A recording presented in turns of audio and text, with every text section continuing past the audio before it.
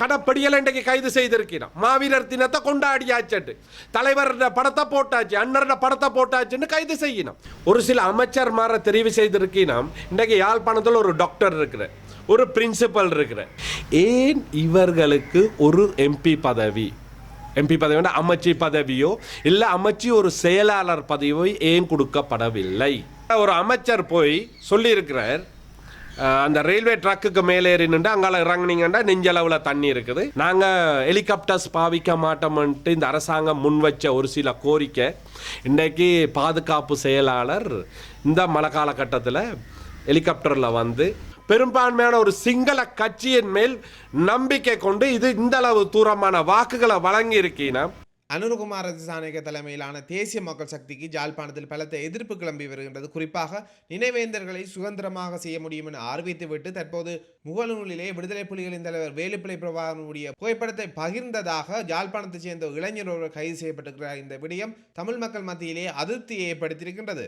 மேலும் அனுரகுமார திசாநாயக்கனுடைய அரசாங்கம் அமைய பெற்ற பிற்பாடு யாழ்ப்பாணத்துக்கு விஜயம் மேற்கொண்ட சீன தூதுவர் தெரிவித்த கருத்தானது மேலும் தமிழ் தேசிய கட்சிகளையும் தமிழ் தேசியவாதிகளையும் சினம் கொள்ள வைத்திருக்கின்றது. குறிப்பாக தமிழ் மக்கள் அனுரகுமார திசாநாயக்கவுக்கு வாக்களித்தமை சரியான முடிவு, தமிழ் மக்கள் ஒன்றித்த நாட்டுக்குள் தீர்வை தேடுகின்றார்கள் என்ற கருத்துப்பட சீன தூதர் தெரிவித்திருந்தார். இந்த கருத்துக்கு தற்போது பலத்த எதிர்ப்புகள் கிளம்பி இருக்கின்றது. குறிப்பாக நாடாளுமன்ற உறுப்பினர் கரிந்துமார் பொன்னம்பலம் எதிர்ப்பை வெளியிட்டிருக்கின்றார். அதுபோல ஜாழ்ப்பாண பல்கலைக்கழகம் எதிர்ப்பை வெளியிட்டிருக்கின்றது. தமிழர்களுடைய தீர்வு விடயம் தொடர்பிலே தேர்தலை அடிப்படையாக வைத்துக் கொண்டு எந்த முடிவுகளுக்கும் வர முடியாது என்ற கருத்துக்களையும் தெரிவித்திருந்தனர். மேலும் அனுரகுமார திசாநாயக்கனுடைய அரசாங்கம் அமைய பெற்றதன் பிற்பாடு கிடைக்கப்பட்ட அமைச்சு பதவி வடக்கு மாகாணம் புறக்கணிக்கப்பட்டிருப்பதாக பலரும் தங்களுடைய கருத்துக்களை தெரிவித்து வருகிறார்கள். குறிப்பாக தேசிய மக்கள் சக்தி சார்பிலே யாழ்ப்பாணம் மாவட்டத்திலே தெரிவு செய்யப்பட்ட வைத்தியர் ஒருவர் இருக்கின்றார், அதிபர் ஒருவர் இருக்கின்றார். ஆனால் அவர்களுக்கு அமைச்சு பதவியோ பிரதி அமைச்சு பதவியோ கொடுக்கப்படவில்லை. அதுபோல வன்னி தேர்தல் தொகுதியிலும் 2 நாடாளுமன்ற பிரதிநிதித்துவம் தேசிய மக்கள் சக்தி கிடைக்கப்பட்டிருந்தது. குறிப்பாக இந்த 5 நபர்களும், அதாவது வடக்கு மாகாணத்தில் தெரிவு செய்யப்பட்ட 5 நபர்களுக்கும் அமைச்சு பதவியோ பிரதி அமைச்சு பதவியோ கொடுக்காமல் தேசிய பட்டியலூடாக யாழ்ப்பாணம் தேர்தல் தொகுதியில் ஒருவரும் வன்னி தேர்தல் தொகுதியில் ஒருவரையும் கொண்டு வந்து அவர்களுக்கு அமைச்சு பதவி வழங்கியிருக்கணுமே பாரிய சர்ச்சைகளை கிளப்பியிருக்கின்றது. தமிழ் மக்களுடைய ஆணையை தேசிய மக்கள் சக்தி புறக்கணிக்கின்றதா? ஏன் மக்களால் தெரிவு செய்யப்பட்டவர்களுக்கு அமைச்சு பதவியோ பிரதி அமைச்சு பதவியோ வழங்காமல் அவர்கள் விரும்புகின்ற ஒருவரை தேசிய பட்டியலூடாக கொண்டு வந்து அவர்களுக்கு அமைச்சு பதவியை வழங்குகின்றார்கள் என்ற எதிர்ப்பு கிளம்பி இருக்கின்றது. குறிப்பாக யாழ்ப்பாண தேர்தல் மாவட்டத்தை பிரதிநிதித்துவப்படுத்தி சந்திரசேகரன் அவர்கள் தேசிய பட்டியலூடாக கொண்டு வரப்பட்டு அவருக்கு கடத்தொழில் அமைச்சு பதவியும் வழங்கப்பட்டிருந்தது. அதுபோல வன்னி தேர்தல் தொகுதியிலே சிங்கள ஒருவர் முதன்மை வேட்பாளராக நிறுத்தப்பட்டிருந்தார். அவர் மக்களால் தோற்கடிக்கப்பட்ட போதும் அவருக்கு தேசிய பட்டியல் ஊடாக நாடாளுமன்ற பிரதிநிதித்துவம் வழங்கப்பட்டு அவருக்கு பிரதி அமைச்சு பதவியும் வழங்கப்பட்டிருந்தது. இது பலத்த சர்ச்சைகளை ஏற்படுத்தியிருக்கின்றது. இது தொடர்பிலே ஐக்கிய தேசிய கட்சியினுடைய யாழ்ப்பாணம் கிளிநொச்சி மாவட்ட முதன்மை அமைப்பாளர் டேவிட் நவரத்னராஜ் அவர்கள் ஊடக சந்திப்பு ஒன்றை நடாத்தி இருக்கின்றார். அது தொடர்பான காட்சிகளை தற்போது பார்க்கலாம். அனைவருக்கும் வணக்கம். ஐக்கிய தேசிய கட்சியின் யாழ் மற்றும் கிளிநொச்சி மாவட்ட தலைமை அமைப்பாளர் டேவிட் நவரத்னராஜ் நான் இன்று ஒரு அவசரமாக இந்த மீடியாவை கூட்ட வேண்டியதாக இருந்தது. என்னென்னா, இந்த மழை அனர்த்தம் காரணமாக மக்களை தெளிவுபடுத்த வேண்டிய ஒரு சில விடயங்கள் இருக்குது. எங்களுடைய கட்சியை சேர்ந்த அனைத்து உறுப்பினர்மாரும் அவர்களோட தொகுதியில் மிக கடினமாக மக்களிடையில் சென்று அவர்களுக்கு தேவையான பணிகளை ஆற்றிக்கொண்டு நிற்கினோம். ஸோ அது காரணமாக முழு பேரையும் எங்களால் அழைக்க முடியாமல் போச்சு. இப்படி இருக்கைக்க இன்றைக்கு பார்த்தீங்கன்னா இதில் மெயினாக பாதிக்கப்பட்ட மக்கள்னு பார்த்தீங்கன்னா வடமராட்சி தென்மராட்சி மக்கள். இந்த வடமராட்சி தென்மராட்சி மக்கள் கிட்டத்தட்ட ஒரு 1 லட்சத்துக்கு மேற்பட்ட மக்கள் வந்து இந்த பாதிப்பில் பாதிக்கப்பட்டு இடம்பெயர்ந்து வீடுகளை விட்டு பள்ளிக்கூடம் வழியே நிற்கிறோம். கொடிகாம பள்ளிக்கூடம், நாவலடி பள்ளிக்கூடம், அதை தவிர அதை சுற்றி வர இருக்கிற மற்ற பள்ளிக்கூடங்கள் சாவச்சேரி, பொய்ம்பிட்டூர், இப்படி பள்ளிக்கூடங்களில் பாமர மக்கள், கஷ்டப்பட்ட பாமர மக்கள் இன்றைக்கு நிற்கிறோம். இவர்களுக்கு ஐக்கிய தேசிய கட்சி சார்பாகவும் என்னுடைய முழுக்க என்னுடைய சொந்த பணத்தால் நான் வந்து இன்றைக்கு இந்த மக்களுக்கு வந்து மத்தியான உணவு ஒரு நாளைக்கு 2000-2500 மக்களுக்கும், அடுத்தது இரவு சாப்பாடு ஒரு 2000-2500 மக்களுக்கு சாப்பாடு வழங்கி கொண்டிருக்கிறோம். மத்தியானம் சோறு கொடுக்குறோம். இரவைக்கு வந்து பானம் பருப்பு கறியும் போன்ற ஏதாவது அவர்களுக்கு எங்களால் செய்யக்கூடிய அளவில் செய்து கொண்டு நிற்கிறோம். இது நானும் எனது கட்சி என்ற தொண்டர்களும் சேர்ந்து செய்யக்கூடிய ஒரு வேலை திட்டமாக தான் நாங்கள் இது செய்து கொண்டு நிற்கிறோம். அதே நேரம் இன்றைக்கு பார்த்தீங்கன்னா இதில் கூடுதலான ஒரு பாடசாலைன்னு பார்த்தீங்கன்னா நாவலடி பள்ளிக்கூடம். இதில் ஒரு அமைச்சர் போய் சொல்லியிருக்கிறார், அந்த ரயில்வே ட்ராக்குக்கு மேலே ஏறி நின்று அங்கால இறங்குனீங்கன்னா நெஞ்சளவில் தண்ணி இருக்குது, பள்ளிக்கூட அளவுக்கு இறங்குனீங்கன்னா இடுப்பளவுக்கு தண்ணி இருக்கும். ஸோ இந்த தண்ணி இந்த விஷயத்துக்குள்ள ரயில்வே ட்ரக்கில் மேலே ஏறி சொல்லியிருக்கிறேன். மக்களோட வேண்டுகோளுக்கு இருந்தது வந்து அந்த பண்டை உடைச்சி பின்னால் பள்ளிக்கூடத்துக்கு பின்னால் இருக்கிற பண்டை உடைச்சி அதில் 2 என்ன சொல்கிறது வாய்க்கால் வெட்டி விட்டால் காணும் தண்ணி இறங்குறதுக்கு. அப்போ மக்கள்கிட்ட வேண்டுகோள் இருந்தது இந்த அரசாங்கத்தை அமைச்சர்கிட்ட அந்த ஒரு வேண்டுகோள் தான். அவர் சொன்னவராம், தண்ணி வத்தட்டும் மழை நிற்கட்டும் தான் வந்து அதை செய்து தாரன்ட்டு. அமைச்சருக்கு தெரியாது இதான் சிறுப்புள்ள வேளாம வீடு போய் சேராதுன்னு சொல்லுவீனா, மழை நிற்க தான் நாங்கள் அந்த பணி செய்யணும். அதுக்கு பிறகு மக்கள் என்ன தொடர்பு கொண்டவை, நான் அந்த இடத்துக்கு நேரடியாக விசிட் பண்ணேன். நீங்கள் பார்க்கலாம், இந்த இருக்குது நான் நேராக விசிட் பண்ண அந்த ஏரியா இந்த இருக்குது, படம் பார்க்கலாம் நீங்கள். இந்த நானே நின்று அப்பயே நான் அந்த தண்ணிக்குள்ளே இறங்கி அதுக்குரிய அதிகாரிகளோட கழிச்சு முதல் நாள் ஈவினிங் அதிகாரிகளை லைனுக்கு எடுத்து கான்ஃபரன்ஸ் காலில் வச்சு மறுநாள் காலையில் நாங்கள் முழு நடவடிக்கையும் செய்துட்டோம். ஓகே, அப்போ இன்றைக்கு பள்ளிக்கூடத்தில் தண்ணி ஃபுல்லாக வத்திட்டு இந்த பாருங்க, அந்த ஏரியாவில் நின்ற தண்ணி சரியா, இது அவ்வளவு நாங்கள் செய்த வேலை திட்டங்க. ஓகே, இந்த ஒரு வேலை திட்டத்தை கூட செய்ய தெரியாத இவர்கள் தான் இன்றைக்கு அமைச்சராக நிற்கலாம். இன்றைக்கு சனம் வந்து வாக்களித்தது வந்து இந்த அரசாங்கத்தில் ஆர் கண்டெஸ்ட் பண்ணுறான்றதை கூட சனம் பார்க்காம ஏதோ ஒரு மாற்றம் வரணும்ன்ற ஒரே ஒரு காரணத்துக்காக அந்த திசைக்காட்டிக்கு மக்கள் வந்து வாக்களித்தார்கள். அந்த வாக்களித்த மக்கள் நீங்கள் பார்த்தீங்கன்னா இது வரைக்கும் வாழ்க்கையில் எந்த ஒரு பாராளுமன்ற தேர்தலும் இந்த அளவு தூரத்துக்கு ஒரு அரச கட்சிக்கு வழங்கப்படாத முக்கியத்துவம் இந்த கட்சிக்கு வழங்கப்பட்டது பாமர மக்களால். ஒரு மாற்றம் உருவாகணும். இவர்களின் மாற்றம் எங்கேயாவது இந்த மக்களூடாக நீங்கள் பார்த்துருக்கிறீர்களா? இந்த மழை காலகட்டத்தில் எங்கேயாவது இவர்களோட ஒரு சேவையை பார்த்துருக்கிறீர்களா? சும்மா வந்து ஒரு இடத்துல நின்று படம் எடுத்துட்டு போகிறது, நான் விசிட் பண்ணிட்டு போகிறேன்ன்றது ஹைலைட் பண்ணுறது அரசியல் கிடையாது. தயவு செய்து உங்களுடைய அரசியல் ஒரு பக்கம் இருக்கட்டும், உங்களை நம்பி வாக்களித்த பாமர தமிழ் மக்கள் உங்கள் மேலே, அதுவும் பெரும்பான்மையான ஒரு சிங்கள கட்சியின் மேல் நம்பிக்கை கொண்டு இது இந்த அளவு தூரமான வாக்குகளை வழங்கி இருக்கீங்கன்னா, இவ்வளவு சேவை செய்த ரணில கூட இவர் புறக்கணித்து போட்டு இவருக்கு உங்களுக்கு வாக்களித்து இருக்கணும்டா. தயவு செய்து மக்களை ஏமாற்றாதீர்கள். மீண்டும் இப்ப உள்ளூராட்சி தேர்தல் மாநசபை தேர்தலுக்காக சும்மா திருப்பியும் இந்த பாமர மக்களை தயவு செய்து ஏமாற்றாதீர்கள். இது தயவு செய்து இந்த அரசாங்கத்துக்கிட்ட கேட்டுக்கொள்கிறோம். இந்த முக்கியமான 4 நாள் 5 நாள் இது எங்களால் செய்யக்கூடிய அளவு நாங்கள் செய்திருக்கிறோம். வடமராட்சி தென்மராட்சி என்னால் ப்ரூவ் பண்ண முடியும். எங்கேயுமே இவரை சார்ந்த யாருமே எந்த ஒரு வேலை திட்டையும் செய்யலை, எந்த கட்சியும் செய்யலை. ஆனால் நான் கூட கட்சி சார்பாக கூட செய்யலை. என்னோட ஒரு சில தமிழ் கட்சிகளை சேர்த்துக்கொண்டு அதுக்குள்ள இருந்த உறுப்பினர்களை என்னோட சேர்த்துக்கொண்டு நான் வேலை திட்டம் செய்திருக்கிறேன். மக்களுக்குரிய சேவைகளை நாங்கள் செய்திருக்கிறோம். மெயினாக செய்தது நீங்கள் பார்த்தீங்கன்னா இந்த அதுக்கு கூட நான் ஆதாரம் வச்சிருக்கிறேன். இங்கே இருக்கிற முழு ஜிஎஸ்மார், ஓகே, அந்த ஜிஎஸ்மார் முழு பேரையும் ஜஃப்னா ஜிஎஸ் சொல்லி ஒரு குரூப் ஒன்று கிரியேட் பண்ணி அவர்களோட வேண்டா இருக்குது ஜஃப்னா ஜிஎஸ் சொல்லி ஒரு குரூப்பை நான் கிரியேட் பண்ணி இதில் மொத்தம் 200க்கு மேற்பட்ட ஜிஎஸ் பார் நிற்கினா இவையிட வேண்டுகோளுக்கு நாங்கள் எங்கெங்கே பாதிக்கப்பட்ட சனம் இருக்கணுமோ பாருங்கள், எங்கேயுமே நாங்கள் அரசியல் செய்யலை. இங்கே இத்தனை மணிக்கு சாப்பாடு கொடுப்படுது, இன்னைக்கு எவ்வளோ சாப்பாடு நாங்கள் கொடுக்குறோம்ன்றதை ஹைலைட் பண்ணி வடிவாக அவைக்கு தெளிவுபடுத்தி முழு சிஸ்டமாக போட்டிருக்கோம். இந்த பாருங்க, நாங்கள் செய்த ஒவ்வொன்றும் நாங்கள் மக்களுக்கு தெளிவுபடுத்தியிருக்கிறோம். சரியா? ஸோ நாங்கள் வந்து இன்றைக்கு இதெல்லாம் இரவாக நாங்கள் சாப்பாடு கொடுத்ததுங்க. ஓகே, எங்களால். ஆனால் எங்கேயுமே நாங்கள் மக்களுக்கு சாப்பாடு கொடுக்க நாங்கள் படம் எடுக்கலை. நாங்கள் எங்கேயுமே யூடியூப் சேனல் அதுகளை வச்சு நாங்கள் எங்கேயுமே மீடியா செய்யலை. ஏன்னா நாங்கள் வந்தது மக்கள் எங்களுக்கு ஒரு கணிசமான வாக்களித்திருக்கிறார்கள். அது சிறிய தொகையாக இருக்கட்டும் பெரிய தொகையாக இருக்கட்டும், அது மக்களின் தீர்ப்பை நாங்கள் ஏற்று மக்களுக்குரிய சேவையை நான் செய்து கொண்டு போகிறேன். அது எனக்கு காணும். ஸோ எந்த கட்சி, ஐக்கிய தேசிய கட்சியும் முழுதாக மாற்றப்பட்டிருக்கிறது. தலைமைத்துவங்கள் மாற்றப்பட்டு மக்களுக்கான முழு சேவைகளையும் செய்து கொண்டு நிற்கிறார்கள். உங்களுக்கு தெரியும், ரணில் விக்ரமசிங்க முன்னாள் ஜனாதிபதி அவர்கள் எந்த அளவு தூரம் விழுந்திருந்த நாட்டை மீட்டு இன்றைக்கு மக்களுக்கு எந்த மாதிரியான சேவைகளை செய்திருக்கிறாருன்னு அதே கொள்கையுடன் அதே சேவையை மீண்டும் நாங்களும் யாழ் மற்றும் கிளிநொச்சி மாவட்டங்களில் செய்ய வழிகிட்டு இருக்கிறோம்.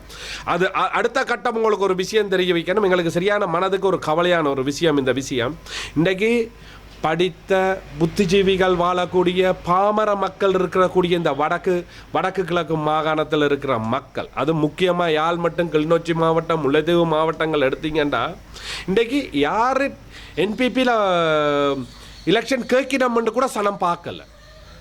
ஆனால் மக்கள் முழுக்க அந்த சின்னத்துக்கு வாக்களித்து இன்றைக்கி தமிழ் மக்களோட வாக்குகளை முழுக்க பெற்ற இவர்கள் இன்றைக்கி ஒரு சில அமைச்சர்மாரை தெரிவு செய்திருக்கீங்கன்னா இன்றைக்கி யாழ்ப்பாணத்தில் ஒரு டாக்டர் இருக்கிற, ஒரு பிரின்சிபல் இருக்கிற, அது என்பிபியில் கேண்டிடேட்டாக இருக்கிற டாக்டரை ஜேபிபியில் கேட்ட டாக்டரை நான் கைக்கிறேன்.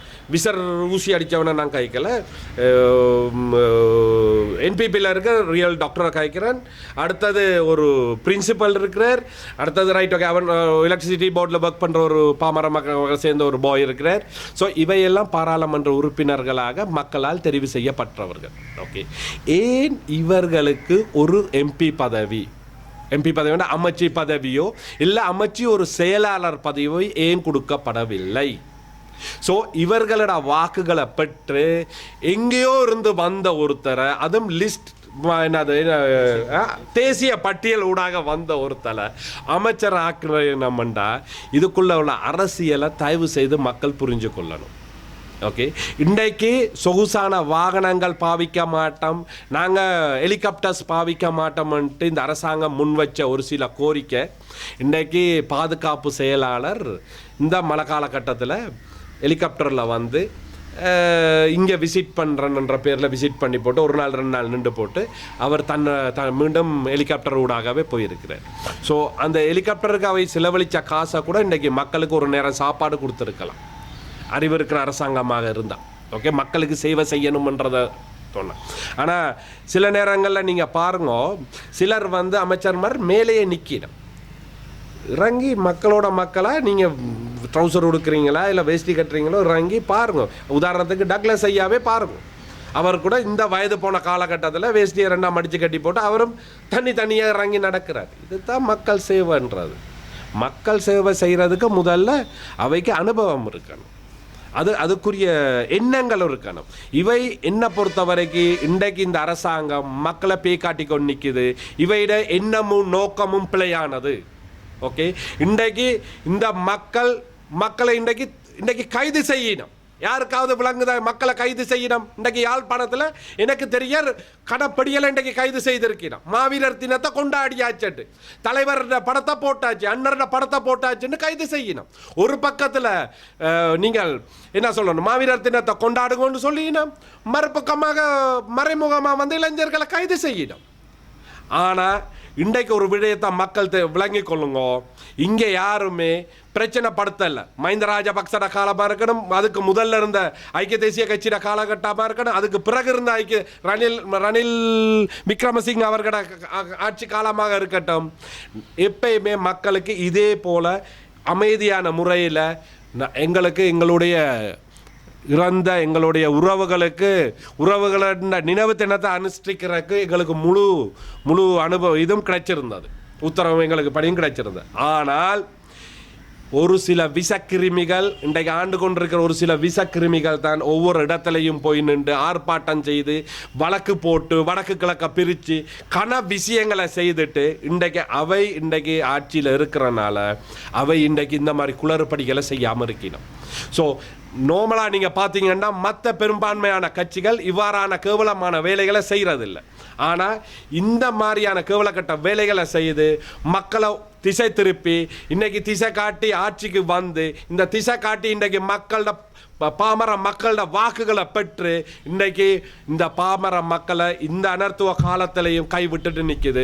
மீண்டும் இந்த திசை காட்டி மக்களை பிழையான திசை காட்டிக்குள்ளே கொண்டு போய் மக்களை அழிவில் கொண்டு விட போகுது. தயவு செய்து மக்கள் இனியாவது விழித்து இந்த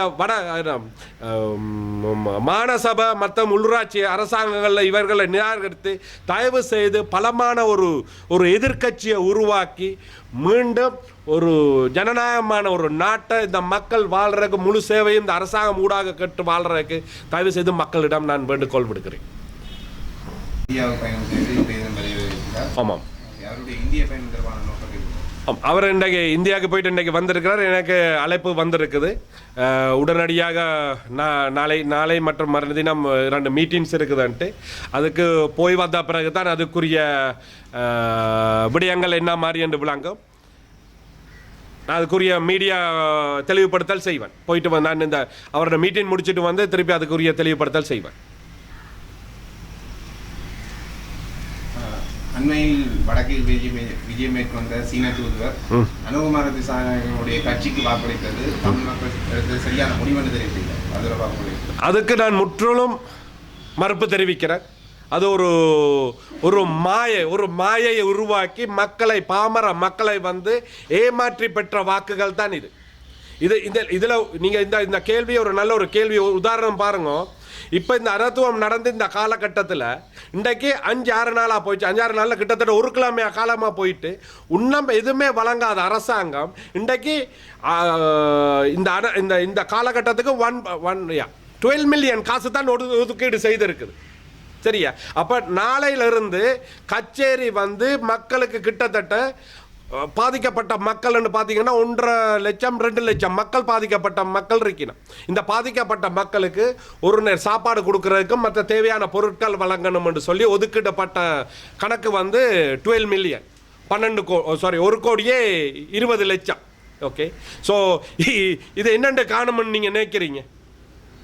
இன்றைக்கும் பார்த்தீங்கன்னா ரணில் விக்ரமசிங்க ஒரு வட மாநிலத்தில் அதுவும் யாழ் மாவட்டத்துக்கு ஒதுக்கீடு கடைசி அவர் இருந்த காலகட்டத்தில் நான் நினைக்கிறேன் டக்ளஸ் தேவானந்த முன்னாள் அமைச்சர் அவருக்கு 20 கோடி ஏதோ, மற்றது முன்னால் இருந்த அங்கஜன் ராமநாதனுக்கு மக்கள் தொகுதிக்கு அதுக்கு ஒரு தொகுதி பணம் ஒதுக்கீடு செய்திருந்தார். அப்புறம் ஐக்கிய தேசிய கட்சியை வளப்படுத்துறவங்க அதுக்கு ஊடாகவும் 19 கோடி ஏதோ கொடுக்கப்பட்டிருந்தது. ஸோ இப்போயும் கிட்டத்தில் பார்த்தா டக்ளஸ் தேவானந்தா அவர்கள் ஏதோ விநியோகம் செய்திருக்கார். சாஸ் ஏதோ கொடுத்து போட்டு அதில் போட்டிருக்கு, பேப்பர் ஹெட்லைனில் போட்டிருந்தது முன்னாள் ஜனாதிபதி அவர்களின் இந்த ஒதுக்கீடு பணத்தில் இது வழங்கப்பட்டதுன்ட்டு இந்த அனர்த்துவ காலத்தில் கூட. அப்போ மக்கள் இதிலேயே தெரிஞ்சு கொள்ளணும் இந்த தீசக்காட்டி எந்த மாதிரியான ஒரு பொய்யான பிரச்சாரத்தை செய்து இன்றைக்கு ஆட்சி செய்து கொண்டு நிற்கணும்ட்டு. அது மட்டும் இல்லை, இவை வந்து தங்களுக்கு சொகுசான வாகனங்கள் வேணாம், இவர்களுக்கு சம்பளம் வேணாம் என்று சொல்லினா. ஆனால் நீங்கள் பாருங்க, இன்றைக்கு ஒரு எம்பி அமைச்சர் அவர் கூறியிருக்கிறார், நாங்கள் சம்பளம் வேணாம் என்று சொல்லல, எங்களுக்கும் சம்பளம் தேவைன்னு சொல்லியிருக்கிறோம், தங்களுக்கும் வாகனங்கள் தேவைன்னு சொல்லியிருக்கிறோம். அதே மாதிரி இந்த கட்சியும் வந்து இப்போ சொல்லினா பாராளுமன்ற உறுப்பினர் முழு பேருக்கும் வந்து ஆயுதங்கள் வழங்கப்பட போகுது. அதே நேரம் பாதுகாப்பு உத்தியோகத்தர்கள் 2 பேர் வழங்கப்பட போகுது. அவர்களுக்கு கொடுப்பனவு சம்பளம்ன்றதை மாற்றி கொடுப்பனவுன்ற பேரில் 57,000 ரூபா காசு கொடுப்பட போகுது. அதை தவிர ஆஃபீஸ் மெயின்டைனிங்னு சொல்லி 1 லட்சம் ரூபா காசு. அந்த 7 சலுகைகள் போட்டிருக்கணும். அப்போ இவையும் அந்த சலுகைகளை பெற்றதான் போயிடும். அப்போ என்னத்துக்கு முன்னால் இருந்த முழு பேருடையும் அதுகள் எல்லாத்தையும் சொன்னவை? இந்த அரசாங்கம் ஊழல் மட்டுமே பிடிக்க போகுதா இருந்தால் அது ஊழல் பிடிக்கிறதுக்கு ஒரு அரசாங்கம் தேவையில்லை. மக்கள் நம்பி வாக்களித்திருக்கிறோம், பாமர மக்கள்கள் நம்பி வாக்களித்திருக்கிறோம். அந்த மக்களுக்கு இவை ஏதாவது ஒரு பதில் கூறியாகணும். என்ன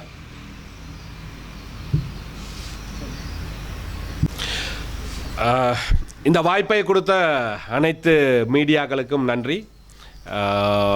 மீண்டும் நான் முன்னாள் அதிகௌரவ ஜனாதிபதி ரணில் விக்ரமசிங்க அவர்களை சந்தித்து விட்டு மீண்டும் ஒரு மீடியா கான்ஃபரன்ஸ் செய்ய இருக்கிறேன்.